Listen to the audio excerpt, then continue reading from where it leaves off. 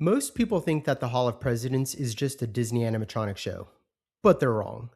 It isn't frozen in time, it's alive across history. Every president you see is part of a continuous story linking past, present, and future. And Walt Disney designed it that way on purpose.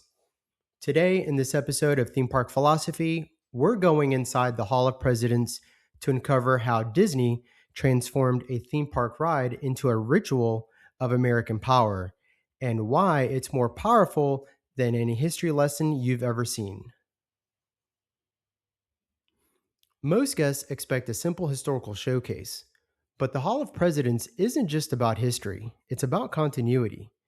Each president represents a moment in time, but together they show the presidency itself enduring. The office persists beyond any one individual, and if you think this is just clever stagecraft, wait until you see how Disney makes the audience part of the attraction, or as we'll learn later, part of the ritual.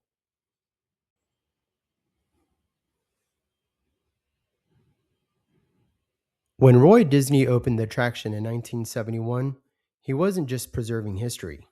He was building a narrative that stretched from the nation's founding to its uncertain future. Every time a new president takes office, the attraction updates, always incomplete, always growing. It's alive across time, which means the version you see today isn't the same show people saw in 1971 or even 5 years ago. This focus on continuity reflects one of America's core principles: the peaceful transfer of power. Legally, it's procedural. Culturally, it's ritual. Disney translated that ritual into a physical space, letting guests witness authority passing safely from one figure to another.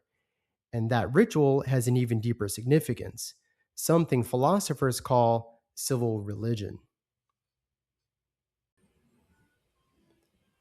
Robert Bellah coined the term civil religion to describe how nations used rituals and symbols to create cohesion. And as Rousseau suggested centuries earlier, societies rely on these rituals to bind citizens into a collective identity. Here, in a quiet theater at a theme park, you see it in action: collective attention, silence, and ceremonial speech. The attraction transforms political history into symbolic experience. But what makes it unique is that it doesn't just preserve the past, it also incorporates the present and anticipates the future. When Nixon appeared on stage in 1971, he was the president. And when Reagan appeared in the 1980s, he was both a current leader and a future historical figure. And today, each president is a bridge between eras. Disney created a timeline you can experience physically. And here's the part that's almost impossible to see in any history book. The attraction doesn't treat presidents as permanent rulers. Rather, they're temporary, passing through a living institution. And what endures is the office itself, the presidency as a structure transcending time. Every generation witnesses that continuity in real time, which raises a question most societies never get to answer, but Disney made it visible. And that question is simple: can a society survive its leaders?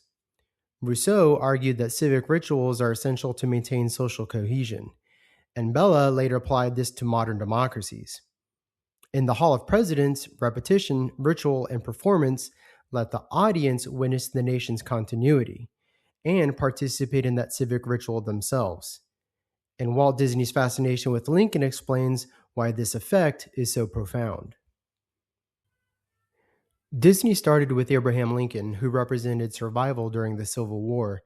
He wasn't just animating a historical figure, he was animating a national symbol of preservation. The Hall of Presidents expanded that principle. Every president now represents the continuity of the nation, creating a living sequence of leadership. And this is where the attraction becomes more than history. It becomes existential. Guests enter the theater at a particular moment in time, witnessing the present absorbed into history and glimpsing the future unfolding. The attraction itself evolves, its figures, technology, and presentation shift to reflect the ongoing story of America. And that's what makes the Hall of Presidents different from any museum you've visited. Museums preserve what's over. The Hall of Presidents prepares for what's next. Its narrative is recursive. The past exists, the present is experienced, and the future is anticipated. Guests participate in all three simultaneously, becoming part of the national story. And the most haunted part?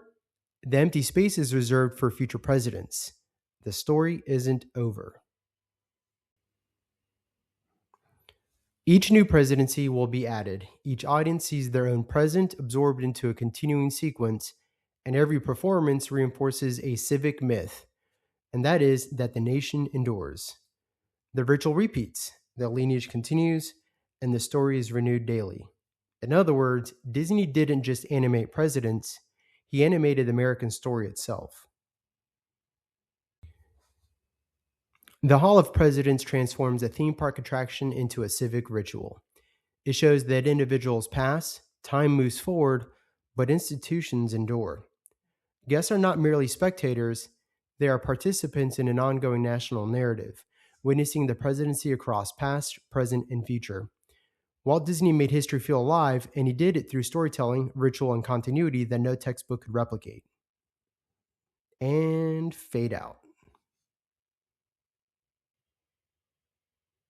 And that's our look at the Hall of Presidents and Disney's Ritual of American Power. I hope it gave you a new way to see Liberty Square, and not just as a land, but as a space where history and storytelling come alive. A huge thank you to everyone who's subscribed and that is watching, because your support makes this channel possible. And if you enjoyed this episode, please like and share and subscribe so you won't miss the next journey into the ideas behind the parks we love. Until next time, keep thinking and keep wondering, because there's always more than meets the eye to the parks.